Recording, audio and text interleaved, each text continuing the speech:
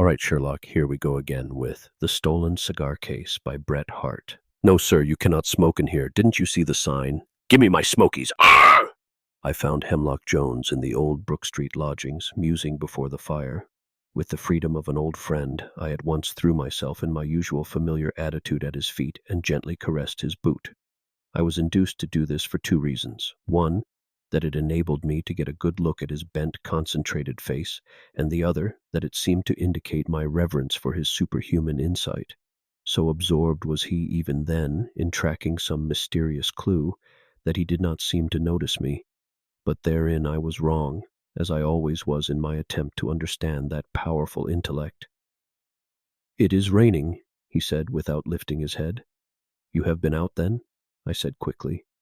"No, but I see that your umbrella is wet and that your overcoat has drops of water on it." I sat aghast at his penetration. After a pause, he said carelessly, as if dismissing the subject, "Besides, I hear the rain on the window. Listen." I listened. I could scarcely credit my ears, but there was the soft pattering of drops on the panes. It was evident there was no deceiving this man. "Have you been busy lately?" I asked, changing the subject. "What new problem, given up by Scotland Yard as inscrutable, has occupied that gigantic intellect?" He drew back his foot slightly and seemed to hesitate ere he returned it to its original position. Then he answered wearily, "Mere trifles, nothing to speak of. The Prince Kupoli has been here to get my advice regarding the disappearance of certain rubies from the Kremlin. The Raja of Putibad, after vainly beheading his entire bodyguard, has been obliged to seek my assistance to recover a jeweled sword. The Grand Duchess of Pretzel-Brunswick is desirous of discovering where her husband was on the night of February 14th. And last night," he lowered his voice slightly, "a lodger in this very house meeting me on the stairs wanted to know why they didn't answer his bell." I could not help smiling, until I saw a frown gathering on his inscrutable forehead. "Pray remember," he said coldly, "that it was through such an apparently trivial question that I found out why Paul Farrell killed his wife and what happened to Jones." I became dumb at once. He paused for a moment, and then suddenly changing back to his usual pitiless, analytical style, he said, "When I say these are trifles, they are so in comparison to an affair that is now before me. A crime has been committed, and singularly enough, against myself. You start," he said. "You wonder who would have dared to attempt it. So did I. Nevertheless, it has been done. I have been robbed. You robbed. You, Hemlock Jones, the terror of peculators." I gasped in amazement, arising and gripping the table as I faced him. "Yes, listen, I would confess it to no other. But you who have followed my career, who know my methods, you for whom I have partly lifted the veil that conceals my plans from ordinary humanity, you who have for years rapturously accepted my confidences, passionately admired my inductions and inferences, placed yourself at my beck and call, become my slave, groveled at my feet, given up your practice except those few unremunerative and rapidly decreasing patients to whom, in moments of abstraction over my problems, you have administered strychnine for quinine and arsenic for Epsom salts. You who have sacrificed anything and everybody to me. You! I make my confidant." I arose and embraced him warmly, yet he was already so engrossed in thought that at the same moment he mechanically placed his hand upon his watch chain as if to consult the time. "Sit down," he said. "Have a cigar?" "I have given up cigar smoking," I said. "Why?" he asked. He arose, and planting himself before the fire with his hands under his coat-tails, looked down upon me reflectively for a moment.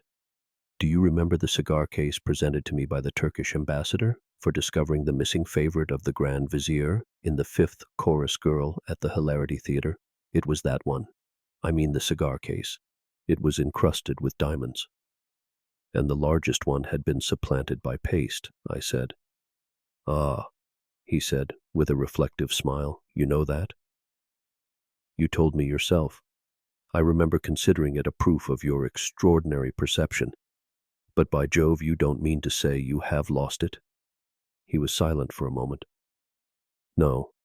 It has been stolen, it is true, but I shall still find it, and by myself alone.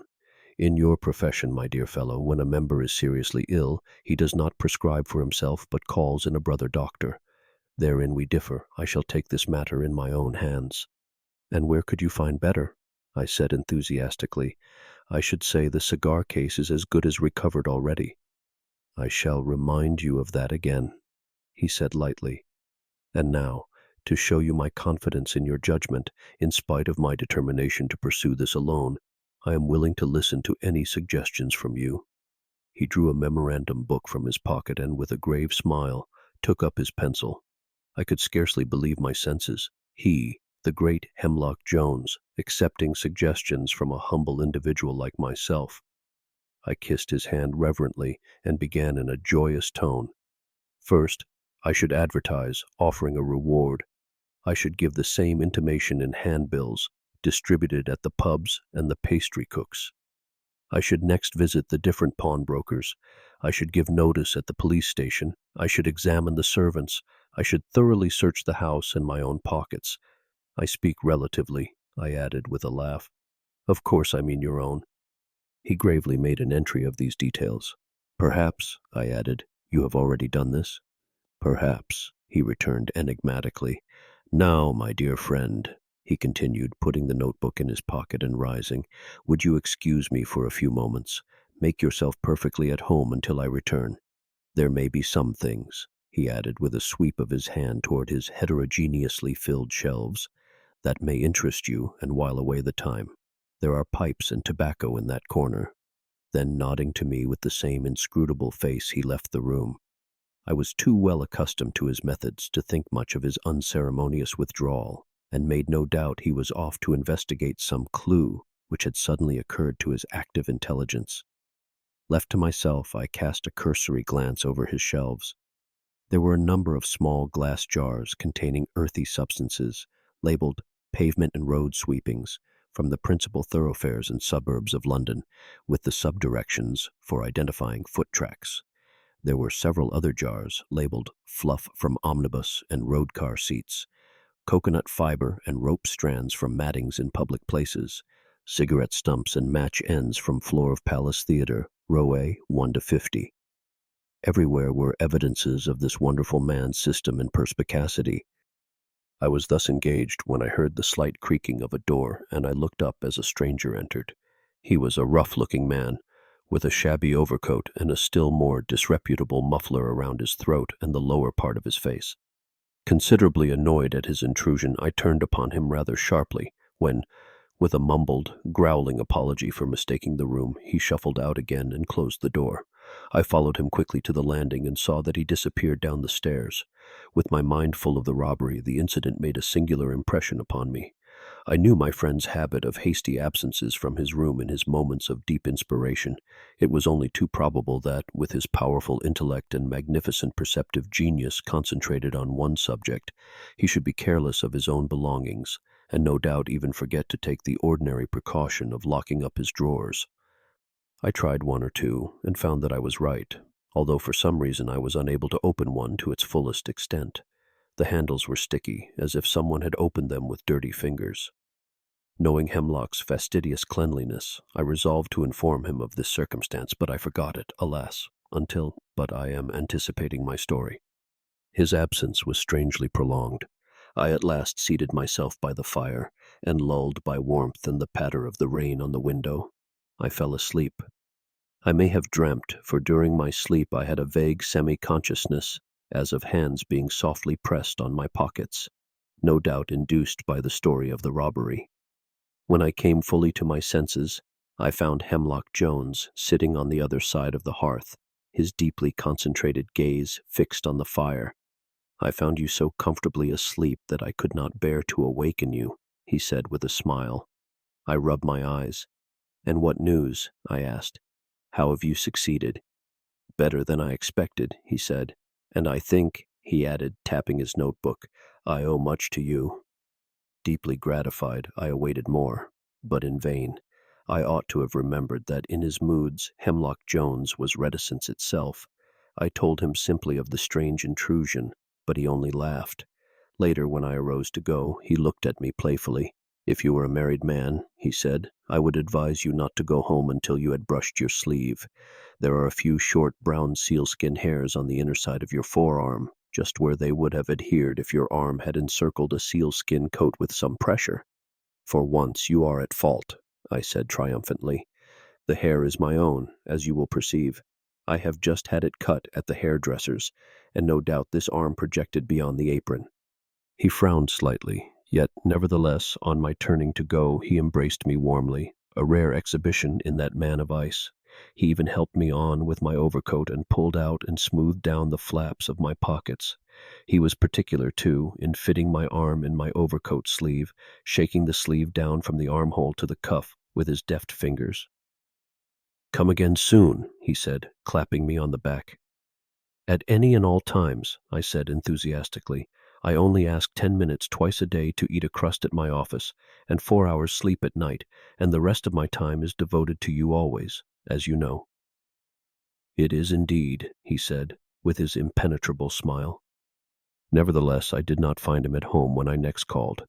One afternoon, when nearing my own home, I met him in one of his favorite disguises, a long blue swallow-tailed coat, striped cotton trousers, large turnover collar, blacked face, and white hat, carrying a tambourine.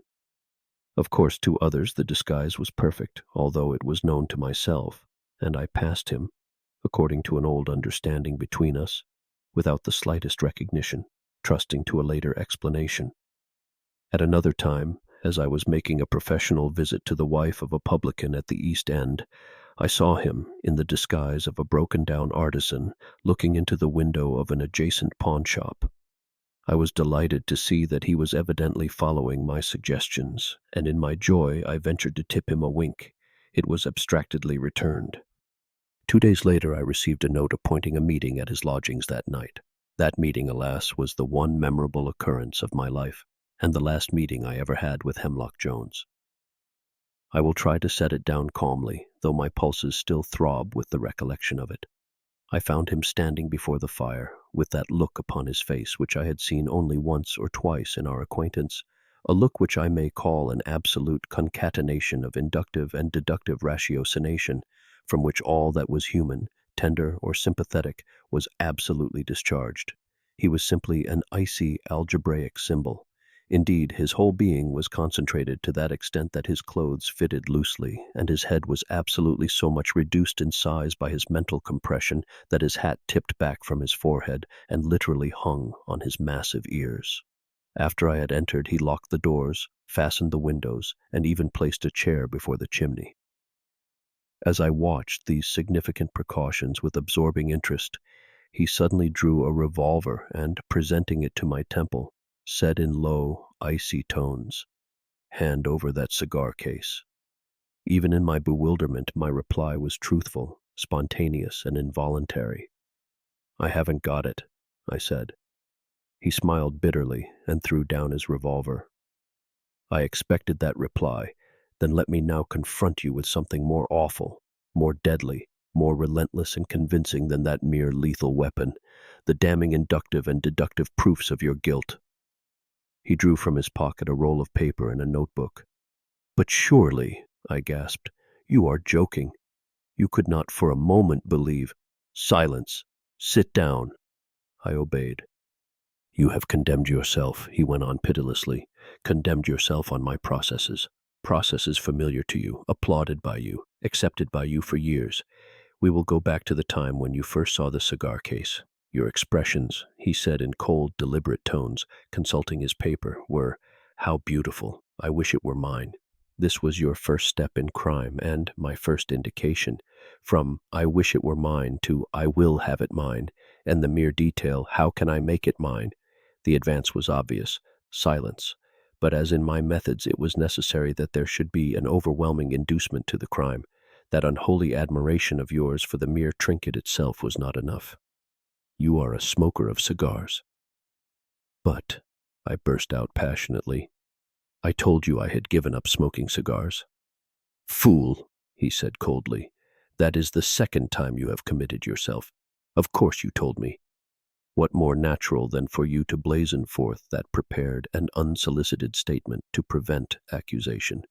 Yet, as I said before, even that wretched attempt to cover up your tracks was not enough. I still had to find that overwhelming, impelling motive necessary to affect a man like you. That motive I found in the strongest of all impulses. Love, I suppose you would call it, he added bitterly. That night you called.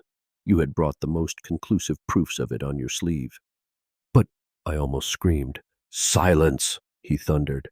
I know what you would say. You would say that even if you had embraced some young person in a sealskin coat, what had that to do with the robbery? Let me tell you, then, that that sealskin coat represented the quality and character of your fatal entanglement. You bartered your honor for it. That stolen cigar case was the purchaser of the sealskin coat. Silence. Having thoroughly established your motive, I now proceed to the commission of the crime itself.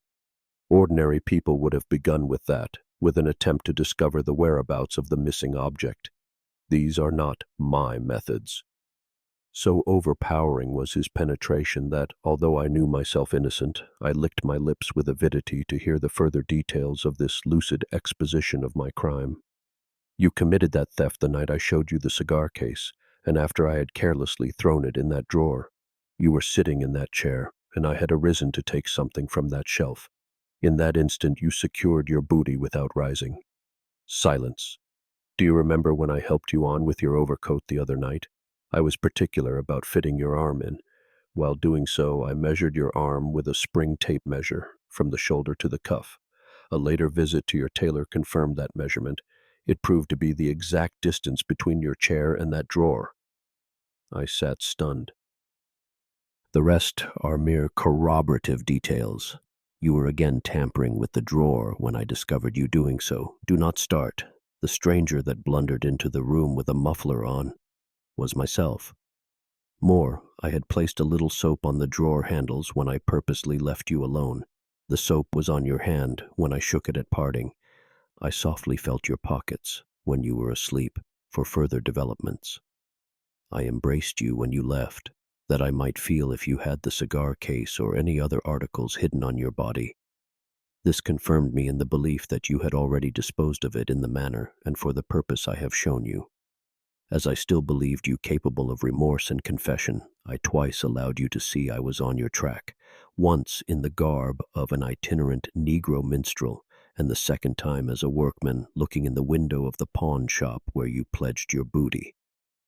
But, I burst out, if you had asked the pawnbroker, you would have seen how unjust. Fool, he hissed. That was one of your suggestions, to search the pawn shops. Do you suppose I followed any of your suggestions, the suggestions of the thief?